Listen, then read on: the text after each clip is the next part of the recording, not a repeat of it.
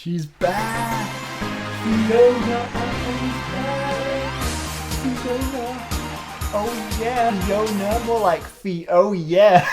Fuck! Fiona Apple is a very celebrated artist in the realm of art pop and baroque pop. Pop is not a... What the hell am I doing? You know, in the same vein as artists like, I guess, Regina Spektor maybe, Perfume Genius, PJ Harvey... But like, those comparisons are meaningless, man. Fiona Apple's in her own lane. She's a very distinct musician and songwriter. She's very whimsical, but very vulnerable, very intimate as well. Her songs kind of feel like she's talking to she's treating the listener like a diary almost, you know? The Idler Wheel was her last album that came out 8 years ago. Bruh. 2012, and yeah, that album in my opinion is very impeccable. It's one that I've grown quite attached to over the years, as many other people have as well. It's considered one of the best like singer-songwriter albums of the 2010s, just generally. It was one of those albums to where it was like, yo, okay, how is she gonna top this shit? Like, this is fucking good, man. Like, how here we are. We have the new album. It's called Fetch the Bolt Cutters. The follow-up to the Idler Wheel. This is gonna be something that people are gonna pay attention to, and we have the album, and people have been paying attention to this one. Yeah, that's selling it short, bro. I have not seen the internet get this...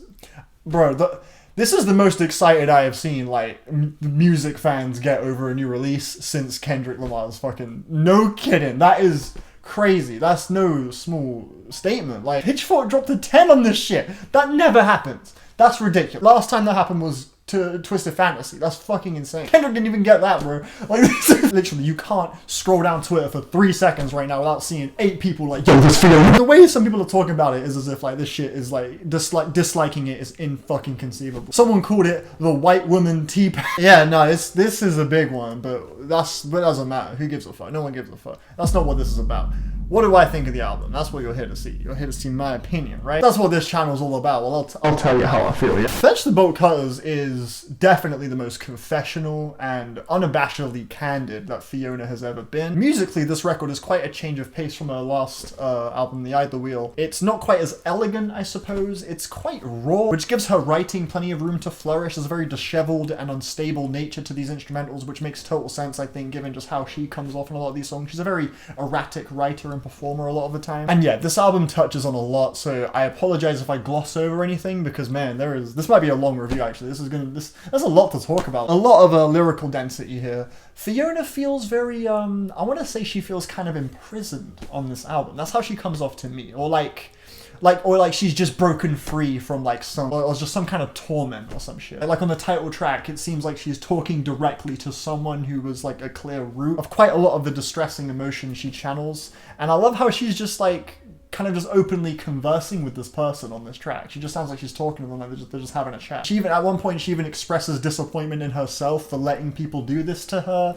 And it feels like this is the album to where it's like, yeah, that side of me is gone now. I'm just, you know, pushing forward. And that's kind of the tone I get from her. That kind of transparency, I think, makes listening to Fetch the Bolt Cutters quite a, I want to say a very viscerally intimate experience. There are so fucking many, like, really quotable lines, too. I'll get to some of that in a bit, but, despite the songs being as kind of just human and open as they are, the actual tracks themselves, to me, were really, tiring to sit through. I'm quite often tapping out when I hear it, unfortunately, and I think the reason that is nothing to do with her necessarily. The instrumental palette here, it's just really not for me, unfortunately. It's very minimal a lot of the time, actually. There are quite a few moments where like the beats will just get really sparse and have like a moment of space just for Fiona to shine a little bit. The songs mostly have like really rugged drums, maybe a bit of piano, or maybe like a kind of a bouncy, quirky little bass line on it, like on Relay, for example. At points it can be really thrilling, but a lot of the time I found it quite draining, like a rack of his. The timbres and melodies on that song just strike me as really like dry and stagnant, and I feel like that song would have flourished way more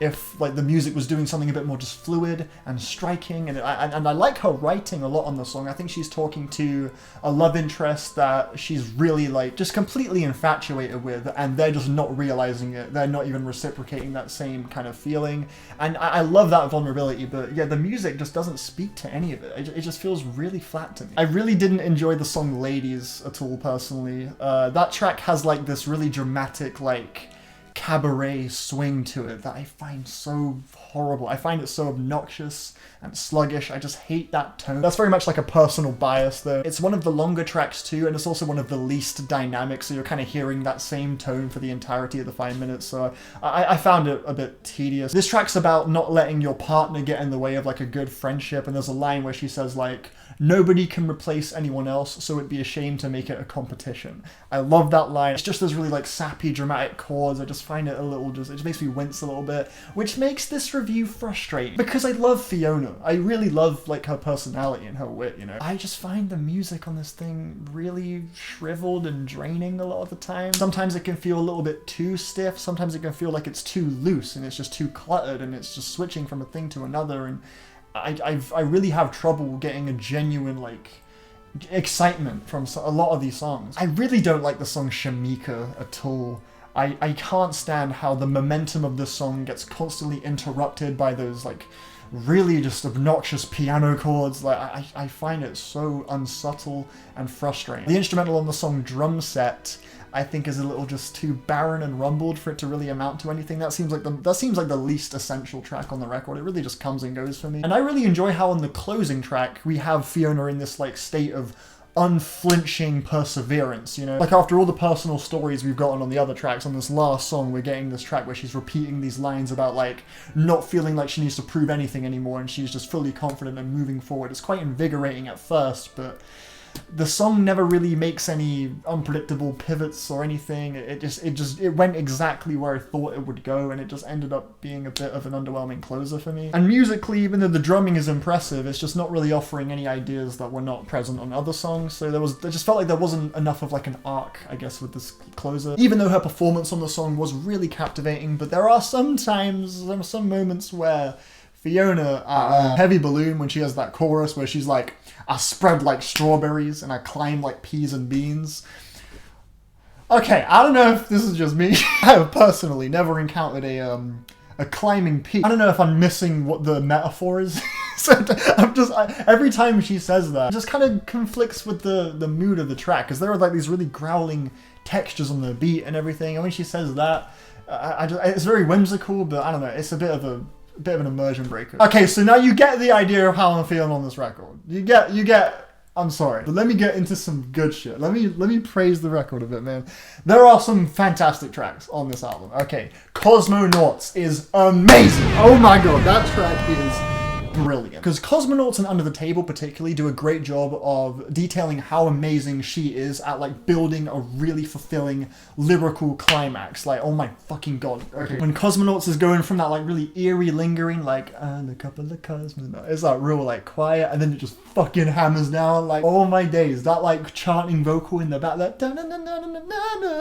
that is so sick. Okay, that track is one of the best of the fucking year. That's the one song I'd say I'm like legit really passionately in love with. That lyrical metaphor is great too, how she's comparing a marriage to cosmonauts getting like stranded in space, and the gravitational pull is kind of unclear. It's just, they're just in this weird little limbo, and that's kind of how like a relationship that you have for the rest of your life feels to her. I thought that was a great lyrical idea as well. Her writing generally across the whole album is fantastic. I will just say that. The first track too, which has these like really like skeletal, somber piano chords. The song is basically a pretty straightforward love song where she is really desperately wanting this person to see the potential they have to make her feel amazing and for it to all go wonderful. That bit where she's all like, I want you to use it, bang it, bang it, bruise it. Fucking tight, bro. That shit's fucking cool. That's one of my favorite moments on the whole album. So the whole song is very subdued, but also feels like a burning sensation she's just letting free. Relay as well is like super good. Oh my god, bro.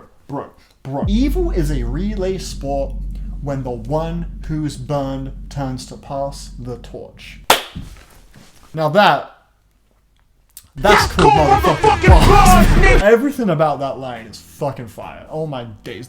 Just the metaphor in general, the way she says it, the decision to use the word burned particularly, the sports context with the baton pass, like how you're passing this emotional pain confidently as if it's a sport, and then that like, fucking genius. I also really like the resent you for being raised right. refrain too. That's brilliant. I love that attitude she comes with on this track. Like, I resent you for being tall. Like, you were raised right. You were raised good. Like, why are you such a prick? You had it easy. Like, what she said, the fucking propaganda bro shot. Like, that bit's fucking cool, man. So yeah, I really do love her on the album, but like, those are just 4 songs. I don't get any excitement from any of the other songs, man. And whenever I do, something interrupts it. And I should also touch on as well, I have to touch on the track For Her as well. I can't do this review without mentioning this song. I know this has been a long review. I'm sorry, I've been talking a lot. I ideally like to keep my reviews concise, but this is just a very dense album. There's a lot to talk about. But yeah, For Her. This is the track I personally find the most frustrating for a different reason. I don't want to come off like insensitive, that's the thing, because that's why it's tricky to get into this, but I don't like that song at all, personally. That's one of my least favorite tracks. But the subject matter is very stirring. It really caught me off guard, and it's a sensitive, I just don't want to come off like a dick when I say this, but yeah, I don't like the track at all. I think the vocal layering on the song is gross. I think it sounds like a nursery rhyme or some shit. It's just very whiny and annoying. I don't care for that. I don't like how the song keeps switching from passage to another, very short windows of time. It just can't stay still, and I just find it a very annoying song, personally. However, the last minute of the song is perhaps the most emotionally, stirring moment on the record. Because it's revealed that the story she's telling on the track is about a rape victim kind of confronting that horror, essentially. I'm not sure if she is the rape victim in question. I think I read somewhere that's about someone else, and she's basically speaking on their behalf, but I just want to say that I do really applaud Fiona for putting a song like this. It's a very brave thing to do, and I could see a lot of her fans and listeners finding tons of comfort and solace and empowerment in having a track like this on the record. I think that must have been the idea. But yeah, I don't really enjoy the song myself, but like, all the fucking respect in the world for it. It definitely moved me a lot. That last minute is it's very powerful. But yeah, overall, unfortunately, that song would be a low point for me on the record overall. I just don't like the vocal layering, and I sound like such a dick. I feel really bad because that song takes a lot of courage, obviously. But yeah, overall though, I'm personally gonna go 5 out of 10 on this. It has loads of moments of excellence, and I'm not trying to like argue that it's overhyped or anything. I mean, obviously, it's worthy of all of it. It's just me in it. Yeah, it's just how it is what it is. Yeah, the songs just really drain me a lot of the time, and I feel like I'm having to force myself to get legitimately enthused or like attached to the songs like that. I think it would be a lie to give it any other score. Yeah, that's everything I gotta say. Thank you for watching this review. Sorry it was so long and stuff, but yeah, please, in the comments, tell me how you feel on this album. Tell me everything this record makes you feel. Sometimes it's just not for you, and yeah. Thank you again for watching anyway. I'll see you on the next video. Take care, yo! Bye!